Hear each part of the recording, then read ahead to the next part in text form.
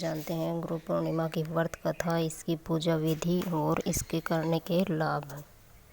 आषाढ़ माह की पूर्णिमा पर व्रत उपवास का भी विशेष महत्व है। कहा जाता है कि यह व्रत बिना कथा के पूर्ण नहीं होता है, तो जो जातक व्रत करते हैं उन्हें इस दिन कथा अवश्य पढ़नी व सुननी चाहिए। कहा जाता है कि महर्षि वेद व्यास ने अपने बाल्यकाल में अपने माता पिता से प्रभु दर्शन की इच्छा प्रकट की, लेकिन माता सरस्वती ने वेद व्यास की इच्छा को ठुकरा दिया। तब वेद व्यास ने हठ करने लगे और उनके हठ पर माता ने उन्हें वन जाने की आज्ञा दे दी। साथ ही कहा कि जब घर का स्मरण आए तो लौट आना। इसके बाद वेद व्यास तपस्या हेतु वन चले गए और वन में जाकर उन्होंने कठिन तपस्या की। इस तपस्या के पुण्य प्रताप से वेद व्यास को संस्कृत भाषा में प्रवीणता हासिल हुई।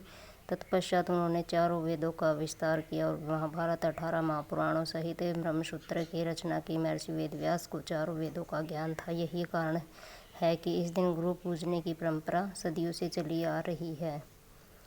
गुरु पूर्णिमा पर सत्यनारायण भगवान की कथा सुनने के लाभ। पौराणिक मान्यताओं के अनुसार गुरु वेद व्यास जी को भगवान विष्णु का अंश माना जाता है, इसलिए गुरु पूर्णिमा पर उनकी पूजा की जाती है और उनके रूप में माने जाने वाली सत्यनारायण भगवान की कथा सुनी जाती है। विष्णु पुराण में भी यह बताया जाता है कि पूर्णिमा तिथि भगवान विष्णु की पूजा करने के लिए सर्वश्रेष्ठ तिथियों में से एक है। अगर आपके घर में काफ़ी समय से आर्थिक तंगी चल रही है या फिर कारोबार में सफलता नहीं मिल रही है, तो प्रत्येक पूर्णिमा पर सत्यनारायण भगवान की कथा सुनने से आपको विशेष लाभ होगा और आपके घर में धन की वृद्धि होगी। इसके अलावा नौकरी में यदि काफ़ी समय से परेशानी चल रही है तो उसमें भी लाभ होगा।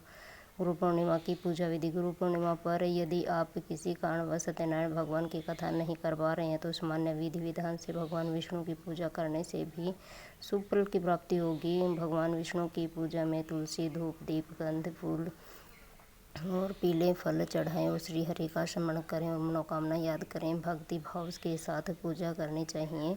पूजा के उपरांत भगवान को विभिन्न प्रकार के पकवानों का भोग लगाएं और प्रणाम करें। भोग का प्रसाद स्वरूप सभी लोगों में वितरित कर दें।